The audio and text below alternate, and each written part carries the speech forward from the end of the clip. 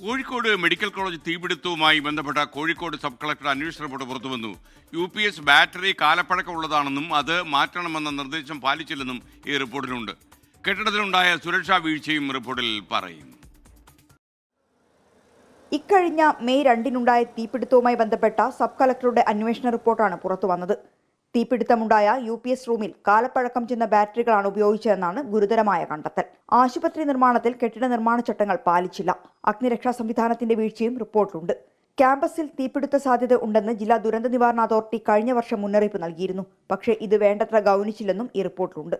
Youth Congress സംസ്ഥാന general secretary VP ദുൽക്കീഫിലാണ് report പുറത്തുവിട്ടത്. നിലവിൽ ഒരു സംവിധാനത്തിനും ഫയർ ആൻഡ് സേഫ്റ്റി ആയാലും ഇലക്ട്രിക്കൽ വിഭാഗമായാലും എല്ലാ വിഭാഗം കൊടുത്തിരിക്കുന്ന റിപ്പോർട്ട് നെഗറ്റീവ് റിപ്പോർട്ടാണ്. അതിൻ്റെ അവസാനത്തെ ഫൈൻഡിങ്സും അങ്ങനെയുള്ളതാണ്. കോഴിക്കോട് മെഡിക്കൽ കോളേജുമായി ബന്ധപ്പെട്ടുകൊണ്ട് കൃത്യമായിട്ടുള്ള നടപടികൾ സ്വീകരിക്കണം. അതോടൊപ്പം തന്നെ ഈ അപാകതകൾ അത് പരിഹരിക്കാൻ ഒരു മോണിറ്ററിംഗ് സംവിധാനത്തോടു കൂടി ഒരു സ്പെഷ്യൽ ടീമിനെ വെച്ച് അത് പരിഹരിക്കണം എന്നാണ് ഞങ്ങൾക്ക് ഈ ഇതുമായി ബന്ധപ്പെട്ടുകൊണ്ട് പറയാനുള്ളത്. ആശുപത്രിയിൽ സ്ഥിരം അഗ്നിരക്ഷാ സുരക്ഷാ ഉദ്യോഗസ്ഥരെ നിയമിക്കണം. ഫയർ ഓഡിറ്റിംഗ് ഉൾപ്പെടെ നടത്തി കൃത്യമായ നിരീക്ഷണം വേണം. കൃത്യമായ ഇടവേളകളിൽ മോക്ഡ്രിൽ നടത്തണം. കെട്ടിടത്തിൽ അനുമതിയില്ലാത്ത കൂട്ടിച്ചേർക്കലുകൾ പാടില്ല എന്നതുൾപ്പെടെയുള്ള പരിഹാര നിർദ്ദേശങ്ങളും ഈ റിപ്പോർട്ടിലുണ്ട്. 24 കോഴിക്കോട്.